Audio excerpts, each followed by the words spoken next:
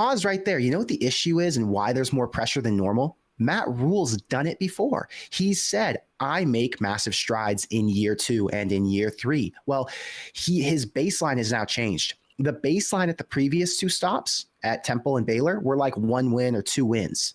Now he got 5 wins, and those 5 wins could have just as easily been 7 or 8. Right. So now if you're saying, well, he won 5 games in his first year, could very well have won 7 or 8. What's going to happen in year 2? And if he was able to do this with 2 true freshmen on the outside on the defensive line, if he was able to bring Tony White in and completely transform the physicality of that defense, if he was able to go out and get a 5-star quarterback who we all know would be a first-round draft pick if he never suited up and played a game at Nebraska. Promise you that. Still a first-round pick without playing a single down in college football just because of his skill set, his size, his intangibles, his lineage, all of it, right? Nebraska is now in such a crazy position to take a step forward that we haven't, there's ever been a reason to believe they could take the step forward that they're going to make that right now, right? With Scott Frost, it was always hope. It was always hype. It was always Scott Frost, you know, he has this dynamic offense and he finds good skill players and he's a quarterback guru. So guys are going to find a way to do it. It was hope and hype outside of the 2018 season where Adrian Martinez finished with, I think, 4 wins in a row or whatever it was. No, he finished winning 4 out of 5. Doesn't matter. It was 5 years ago or 6 years. The point is this.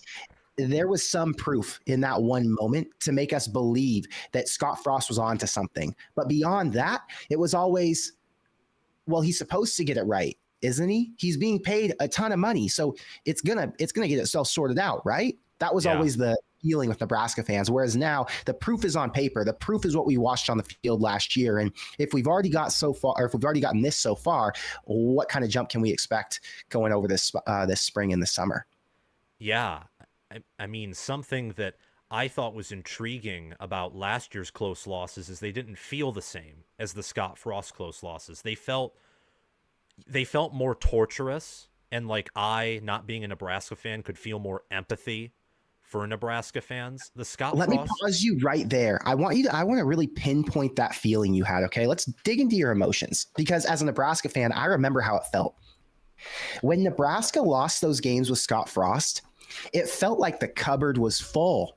Okay, for me, it felt like Nebraska had their full tool belt at their disposal, and they weren't limited by anything.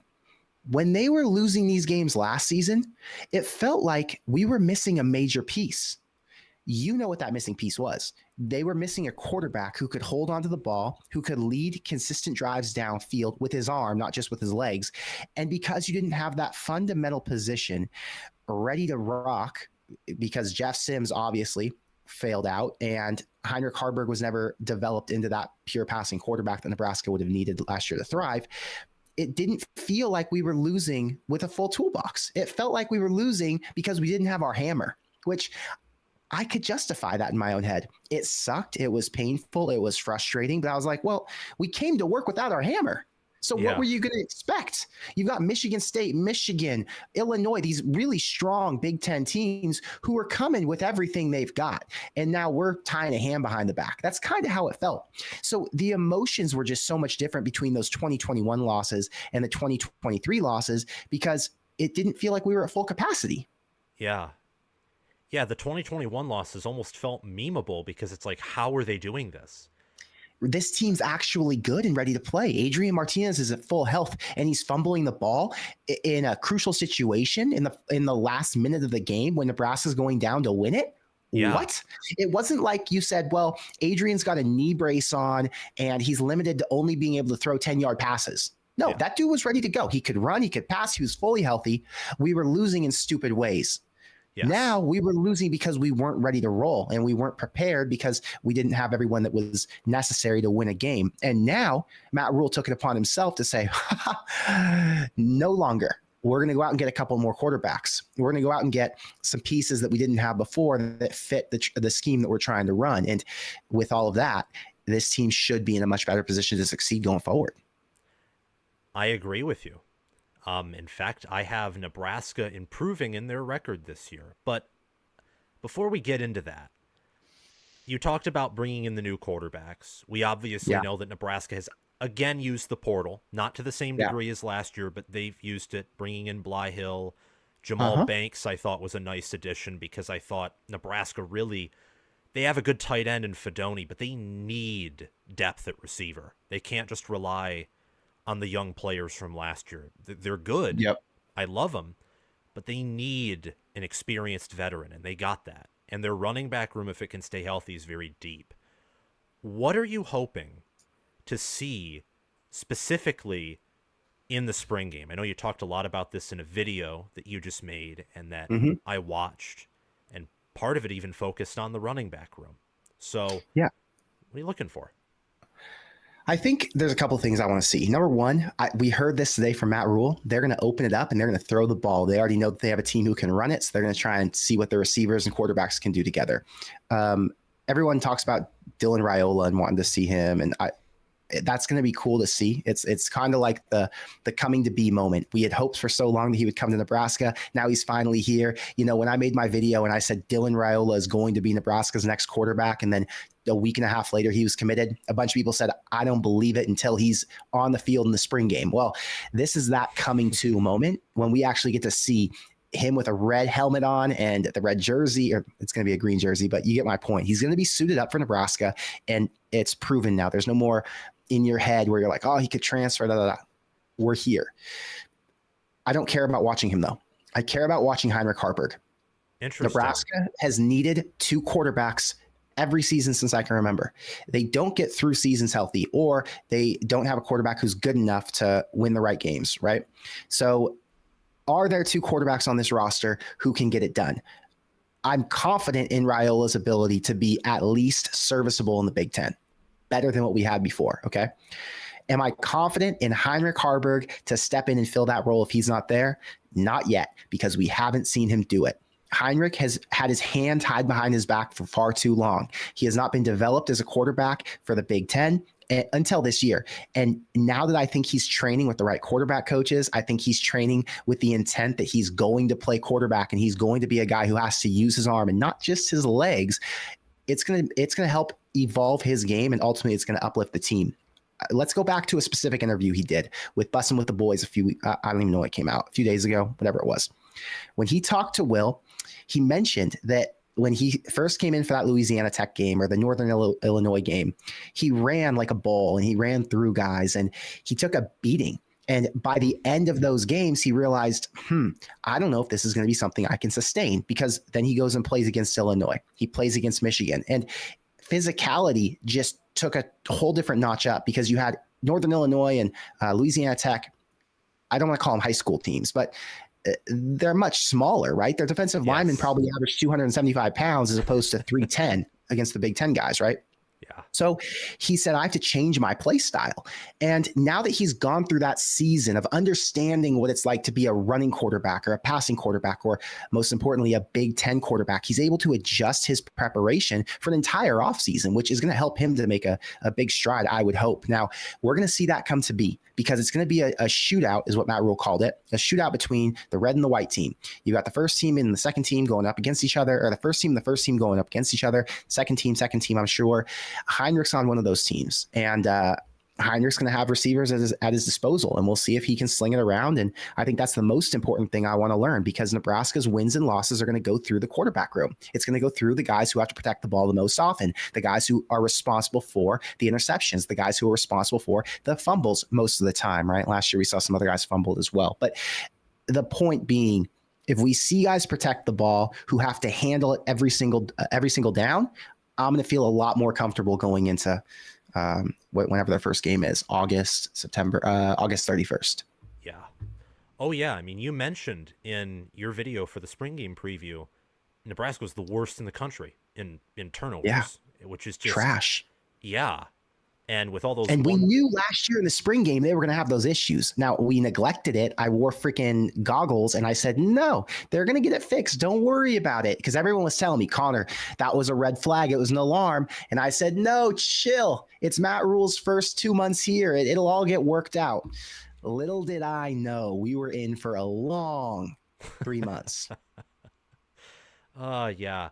I think the good news about the spring game in year 2, and with Matt Yeah. Rhule now like doubling his, I think doubling his tenure and his teachings and his scheme and his strength and conditioning program, is those players who've chosen to stay have double Hmm. the amount of time under him. I think that especially in year 2 now with the portal and with all that you have, you should see that step.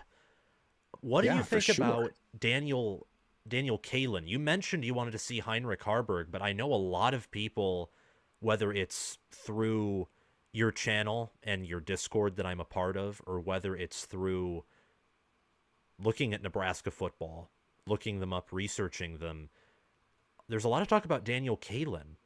Why didn't you mention him over Heinrich Harburg? So I'm so timid in talking about Daniel Kalen because people think I'm a Daniel Kalen hater. I mentioned this in my video yesterday. People came at me during that commitment time of Raiola back in December, whenever that was. They came at me and were like, "Oh, Connor's a Daniel Kalen hater because he said that Dylan's the only one that matters, and if Daniel leaves for another school, who cares? Da da da da. And we need another quarterback, and he's a homegrown guy, and whatever." Daniel Kalen wasn't even the starter on his own team, is my understanding. Oh my I gosh. think that he split reps in high school. Hmm. So, and he had that Elite 11 moment where he was obviously really good, and what he win accuracy, he won something. It doesn't matter. The point is this: he doesn't have the same skill set, doesn't have the size that Dylan Raiola had. So, I wasn't trying to knock Daniel Kalen and say that he wasn't good, and I wasn't trying to not give him acknowledgement, but I'm talking about the present. Okay. Daniel is a project. He's a great guy. He's a leader. Players love him. He's like a guy's guy. Every player is friends with him. He's the guy who was able to go and get multiple Omaha recruits committed, even though Nebraska didn't have Dylan Raiola. I mean, this guy's a good recruiter, a good leader, everything else. Okay. Obviously has a major skill set that Nebraska needs and can utilize. Great teammate. But when we're talking about right now, is he good enough to play at Nebraska and play in the Big Ten and be a quarterback who can win games? I don't believe that to be true. He's probably a guy who's going to redshirt unless something goes terribly wrong and Heinrich Harburg and Dylan Raiola need some relief. If that doesn't happen, Daniel is not good enough to play right now, and he's going to be on the bench. That's not a bad thing. He's just a player who's going to have to develop. He's a true freshman. It just so happens that Nebraska has another true freshman who's a physically gifted freak, who's a natural first rounder, who's going to play in the NFL. I don't mention guys who come in most of the time. I don't mention guys who come into the program and have to be developed over the long term because it's not interesting to me. I don't know anything about them because I didn't watch them play in high school. I don't know anything about what's going on with them at practice because I don't get to watch practice. So they're just scout team guys who are coming up through the ranks. And maybe in 2 years, I'm going to have whole segments on them and whole videos on them and a ton to say. But right now, they're afterthoughts. They're not guys who are going to be on the field today. So to me, it's not important to talk about. That's why I don't bring it up. It has nothing to do with me not believing or being a hater or anything like that. It's just, let's talk about the here and the now and what's going to win us games in September. Oh, I completely agree. I've tried to cover recruiting in the past, and even though whether it gets me views or whether it's sometimes fun to talk about, at the end of the day, true freshmen outside of Trevor Lawrence don't win you games. And if they Rarely. do, I mean, it's some do, like you said, Trevor Lawrence. There's other guys who've played as true freshmen last year. Dante Moore at UCLA, Jackson Arnold at Oklahoma. There's guys around the country who've done it. Even Jaden Rashada played at Arizona State last year. There's a whole list of guys who've played, right? And they've yeah. made an impact. But in my world, the content world where I have to talk about this all the time, I don't want to shed light or give clout to people who won't be on the team forever. I don't want to go in and not saying that, not implying that Daniel Kalen's a guy who I don't believe will. I think he's going to be at Nebraska. He's going to graduate from there and he'll start multiple games there. I'm confident in that. But right now in my content space, I don't want to talk about indefinites. I don't want to talk about maybes. I don't want to talk about these guys who have the opportunity to transfer. They can go and get developed at Nebraska and then in 2 years transfer before they even step on the field. It's just, I'd rather talk about things that are more exciting and more impactful today because the future is so unknown. Understandable. Very understandable. So let's talk about something that's more exciting then. What do you think about the run game, the offensive line, and the running back room? What is, as you mentioned earlier, in the Big Ten at least, the hammer and the nail? Take it away. So Nebraska's coaching staff, when they came in last year, came in with the mentality that we are going to be a run heavy team. We are going to stop the flash. We are going to focus on downhill run game. People got excited. We're like Wisconsin. Sorry. You're good. We're like Wisconsin. We're like Illinois. We're like Michigan. That's what everyone wanted to see. They believe in the power run. Bring back what Nebraska does best. Let's get big bodies up front. Let's get a big bell cow back and let's pound the rock. It's a fun idea. It's exciting because it's what Nebraska is known for. It's what they've won with. But the reality is where we're going in the college football landscape, if you're going to compete with the Texases, the Ohio States, the Ole Miss, the best teams in the country, you have to be non-negotiable. You have to be able to throw the football. True. Nebraska last year opted to focus on running the ball. They brought in Jeff Sims, who wasn't a great passer. He was a run-first quarterback. They had Heinrich Harburg as their backup, run-first quarterback. They were committed to doing it one way, and it worked to some degree. Take away all the turnovers, Nebraska would have been a 7 or 8 win team with the run-first mentality and approach, right? Yeah. But to get to the next level, to win a national championship, to beat Ohio State and Michigan week in and week out, you have to be able to throw the football. They went out and they got a quarterback who can throw the football. They're now going to redefine what their offense is. And that hammer and nail and heavy run game is going to be adjusted some. I think I said it in my video. I talked to my cousin yesterday. He works at Inside Nebraska, which is Rivals, and they cover Nebraska football. And back when Dylan Raiola got recruited, he told me Nebraska's offense will stay the same. Trust me, the coaching staff believes in it. They preach it. They built the offensive line around it. They're going to get running backs who are going to be ground and pound. It's going to stay the same. They're going to throw it a little bit more, but it's still going to be 60% run. And I told him back then, and I told him again the other day, that's absolutely false. Nebraska is going to be 60% pass at least, because they have the quarterback who can get it done. They want the weapons outside who can stretch the field. They want to be a team who can attack and get downfield, open it up like Trey Palmer and Casey Thompson did a couple of years ago when they were throwing it over the top of Iowa and Purdue and all these other teams, right? It's a fast way to score. It's efficient, and it can beat teams around the country. It can win you a national championship. If a team can dominate you at the line of scrimmage and stop your run, you're going to end up getting beaten by a few different people because they're going to figure out you're one-dimensional. Right? Yep. Michigan was an anomaly because they had a quarterback who was dynamic. Everyone likes to talk about Michigan. So they say, well, Michigan ran it. Okay, well, they had 2 elite running backs. They had 2 NFL running backs. They had an NFL offensive line. Nebraska, I don't believe, is going to get to that point where they're recruiting to that high of a level, and they're going to be able to be dominant at the line of scrimmage the way Michigan was last year and the year before. I don't think they're going to be able to recruit 2 running backs and develop them into being, second-round picks or whatever they are, right? What's more likely is you have a balanced attack. You have a balanced approach. You have a really good quarterback. You have a good run game. You can do it a little bit of everything, and you're never going to be shut down from one element, right? You're not going to be saying, well, we can't throw it, so today we're just going to run it all day, or we can't run it, so we're just going to throw it all day. You want to be able to do the balance thing.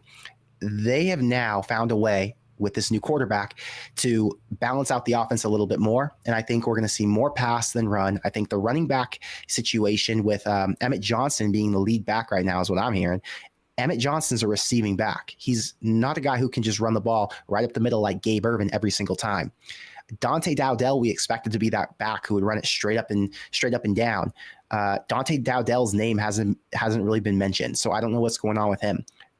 If Nebraska's going after Dylan Edwards from Colorado, again, he's a receiving back out of the backfield. They'll hand it to him from shotgun. They'll use him a little bit like a Darren Sproles. They can get him in space. He makes moves, makes guys miss. It's just a different type of offense than what we were talking about before. And now that I talked to my cousin again, let me wrap that story up. he's of the belief that Nebraska's a lot more pass heavy and less focused on the run than we initially thought they were going to be. And it all has to do with the fact that they have a generational quarterback. They have Trevor Lawrence in their backfield. And because they have him, they're going to try to open it up and utilize him, get every drop they can out of it. Because how many more times in Matt Rhule's career do you think he's going to have a generational quarterback who should be a top 5 pick 3 years from now? Yeah, maybe never. I mean, you'd hope that he could, but you don't know. It's not everybody's like blessed like Lincoln Riley gets a freaking first round draft pick quarterback every single year. That's not normal. No. Most coaches, you have they're few and far between. Yeah, exactly. And I do think that is smart in regards to being balanced, because whether it's Michigan last year or Georgia in 21 or 22, all those three had, and you could even say Bama in 2020, but that was a different team. All of them have had elite NFL level offensive lines. And I do think, at least at this very moment, for Nebraska to maximize its championship potential, it probably would be a better option to go the 2021, 2022 Alabama route, the TCU route in 2022, or the Washington route last year, where you have that more balanced and scheme-focused offense. I hope that makes sense, where you're trying to out-scheme your opponents rather than bully them into submission like Georgia and Michigan did. I do want to say, though, two things. Number one, Tony White might be gone after this year. He probably will be. But if Nebraska can maintain that elite defense, don't you think they could be an exception on that side of the ball? And number two, do you think that maybe with Dylan Raiola coming in, he's obviously talented, he'll start this year, do you think we should maybe hold off on the Trevor Lawrence comparison just a little bit until we see him? Let me go there. Okay. When I said that, it's obviously a little bit of an exaggeration. We don't know what Dylan is until we see him. I said before, I'm expecting him and hoping that he's just serviceable in the Big Ten, which I think he's going to be. Anything beyond that as a true freshman is going to be fantastic. I'm of the belief and in the camp that says Dylan Raiola is going to be spectacular. Again, let's wait and see what happens. But I do think right now my expectation and what most people are saying for him or hoping for him is that he's good. Not great, just a middle-of-the-pack guy in the Big Ten. That's pretty fair. If he's a middle-of-the-pack guy in the Big Ten, Nebraska's winning 8 games this year.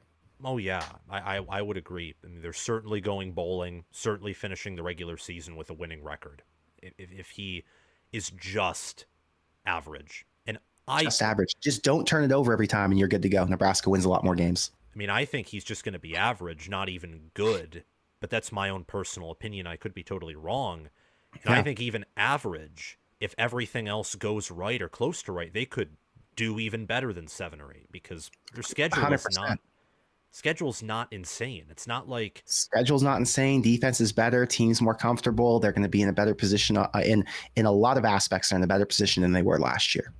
Go back to what you said about defense. What was your question? You said if the defense continues to perform at the level they did last year, then we should be able to rely on them going forward in the future. Was that the question? Well, not exactly like last year, but I'm assuming there's going to be a progression, because last year's defense, I thought, and I think most people thought going into the season, was going to be gutted last year because of Chinander and Frost, the recruitment, the departure of Garrett Nelson and other players. But it was strong.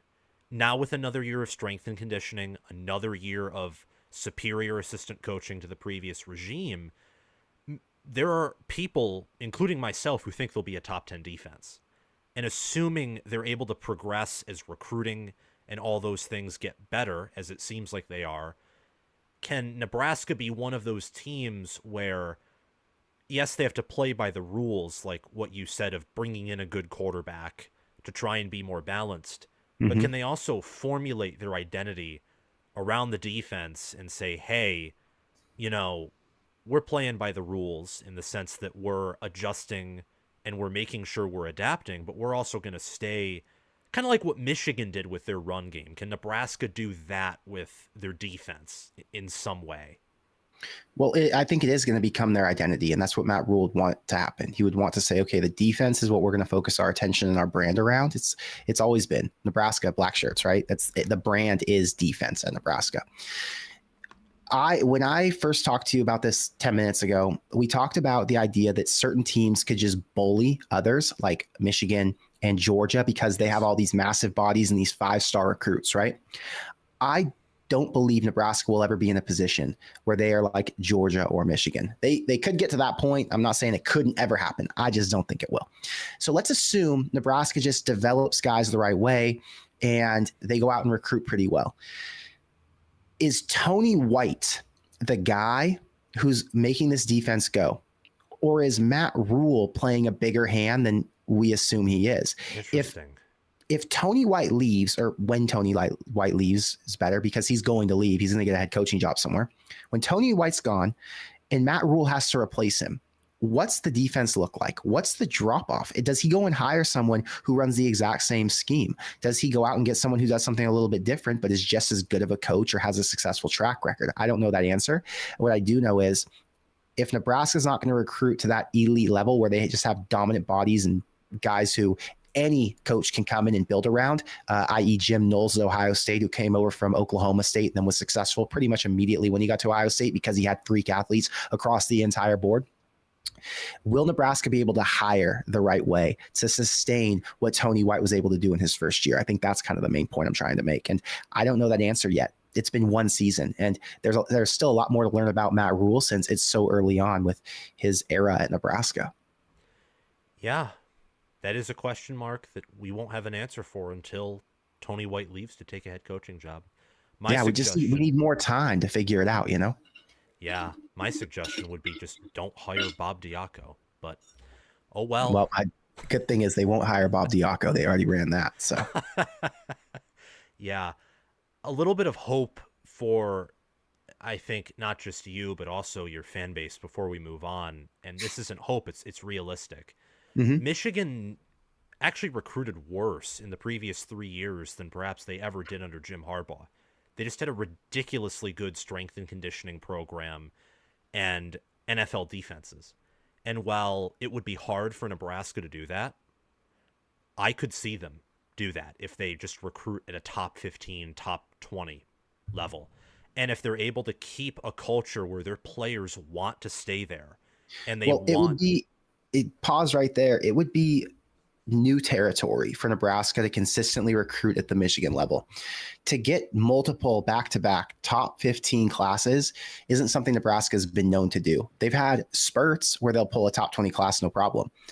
And they'll do it a couple times in the 3-4 year span. Okay. But to do it back to back to back and really build what Michigan or Georgia is able to build, because it hasn't been done yet, I'm just not going to sit here and say that's coming anytime soon. You know, it very well could. Matt Rhule is somebody is something special, and he's somebody's cup of tea because there's a lot of players who really like him. They're super loyal to him, and there's certain guys who gravitate and don't want to leave his side. Look at Nebraska in the transfer portal. Nobody's left yet because people don't want to leave. They like that program. They like that culture. They like what Matt Rhule and his staff have done. So again, it's really early on. We've only seen him bring in one recruiting class. And in that recruiting class, it was a 5-star quarterback and Carter Nelson, who's one of the top, either number 1 or number 2 tight end in the entire class.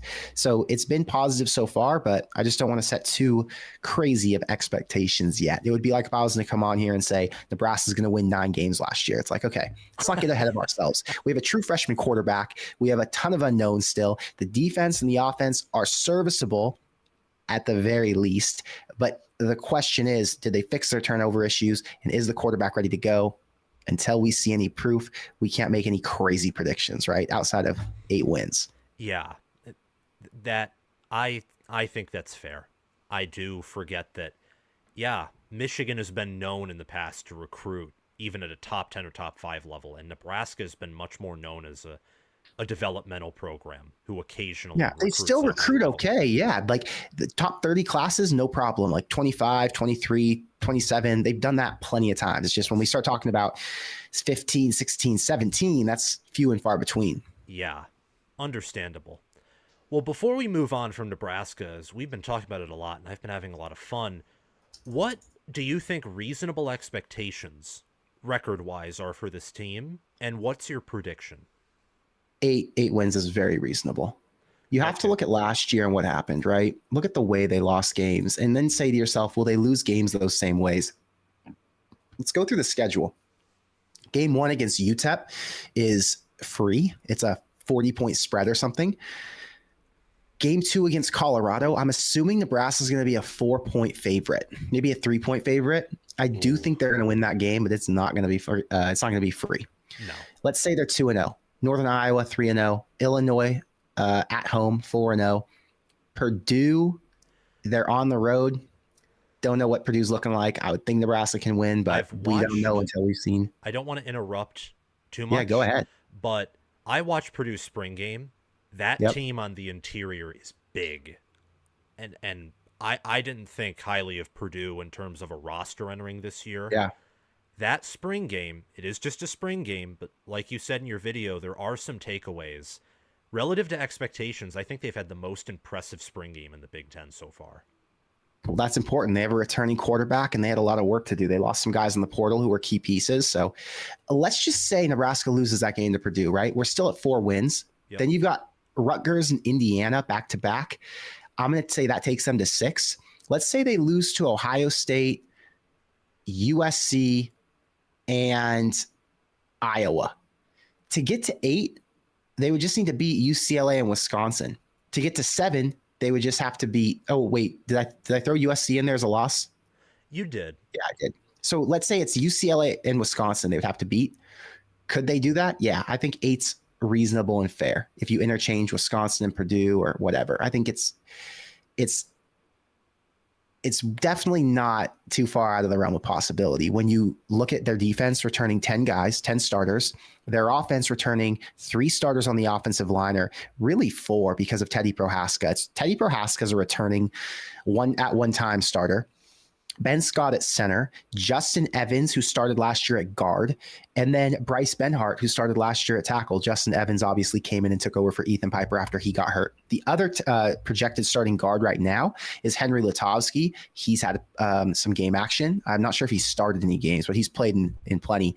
And then you have Micah Mazuka. He's a multi-year starter at Baylor and at Florida, who's coming in as well. Obviously, he's still trying to adjust to the program, get his head right, learn the plays, whatever else.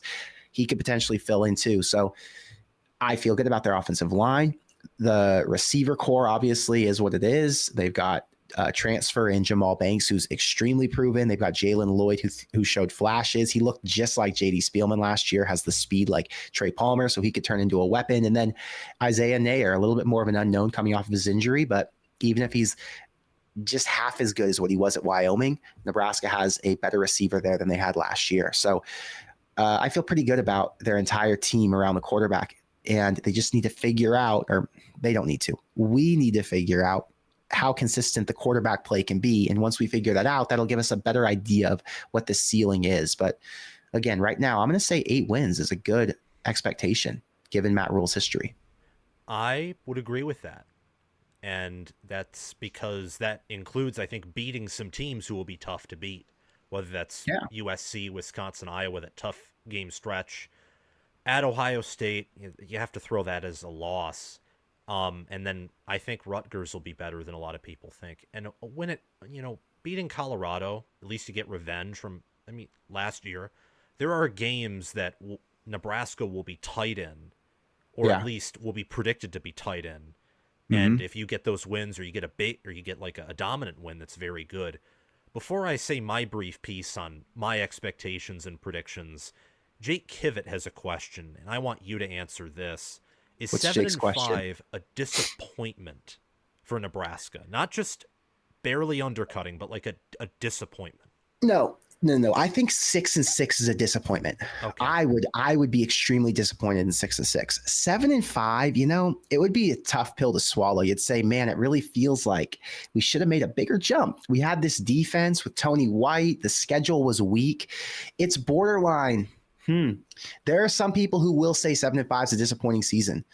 And there are a lot of people who will say, no, Nebraska just winning 2 more games than last year is a huge improvement. They made a bowl game. That's all I care about. Okay, well, I'm not here for participation trophies. I think 6-6 this year is participation trophy. So if you're slightly better than 6-6, I mean, yeah, it just feels like you didn't perform to the level that you'd expect for a defense who returned as much talent as they had, and a defensive coordinator who only had 1 year left. The offense returns a ton too. I mean, Bryce Benhart and Ben Scott are both projected NFL offensive linemen. Whether they're 5th-round draft picks or undrafted free agents is yet to be known. But Jamal Banks, another guy who's potential NFL, undrafted free agent at the very least, potential 7th or 6th rounder. I mean, they have talent. They need to win games. They're playing really weak teams. There's no reason they shouldn't win 8 games this year. The argument I could make for 7-5 to not be a disappointment is if they went 7-5 in the regular season, they went to a bowl game and they played Mississippi State or whoever, and they won that game and hit 8-5, then 7-5 is a clear, it wasn't a disappointment because they finished with 8 wins, 8-5. We're happy with that. Okay. But if it was 7-5, we get to the bowl game, we lose the bowl game, maybe that's how we measure it. 7-5 isn't the final number. It's either 8-5 or 7-6. 7-6 is a disappointment. 8-5 is a success. That's how we'll clearly define that. 7-5 is an incomplete season, though. Okay. Yeah, I actually have Nebraska going 8-5, 7-5 regular season, and I have them matching up against Oklahoma in the Music City Bowl and winning that game because I don't think Oklahoma's going to be that good this year. Yeah, you're down on Oklahoma, man. Yeah, I don't like Jackson Arnold. Music City Bowl, Oklahoma. It's crazy. Yeah, it is. And I think that them and USC entering their respective conferences is going to be a wake-up call. Although I'm sure it is. Yeah. But I think 7 wins is a mark that should definitely be hit. I think for expectations, I'd probably have to go with 7 just because 7 wins. I'll tell you why 7 wins is going to be a hard pill for Nebraska fans to swallow. Okay. Because Nebraska starts off the season 4-0.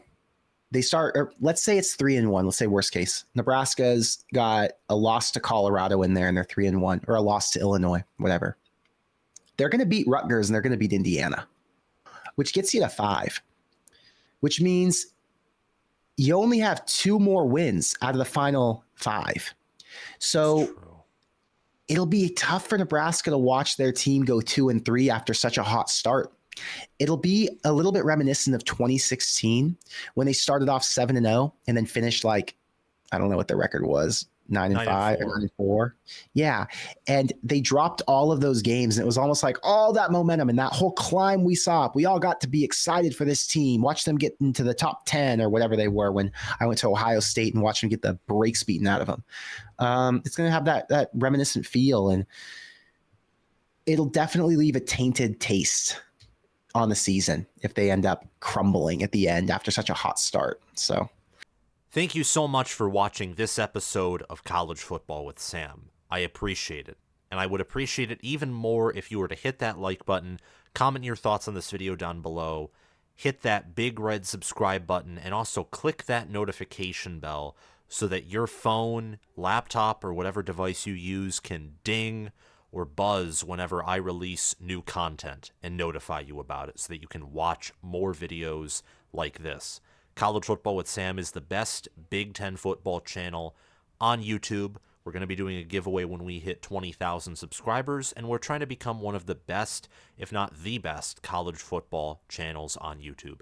Your support means so much, and to those of you who are subscribed to my Patreon or purchase merchandise from my store, the links to those are down in the description and pinned comment. Thank you so much. I want to give a shout out to my Patreons. Thanks to Crash2488 for being a Heisman member. Thanks to Spencer Bringhurst, Chris Lane, and Connor Little OH for being All-American members. And thanks to Will Loftus, John Lynn, Roaming Gnome, Matthew Sale, Austin Christmas, and Janisha Cockrell for being All-Conference members. Have a great day, guys, and if you're listening on Spotify or any non-YouTube podcast platform, please check the link in the channel description to find my YouTube channel. And if you're listening on YouTube, feel free to check out my Spotify, if you so please. Have a great day, guys, and I will see you all soon. Bye-bye.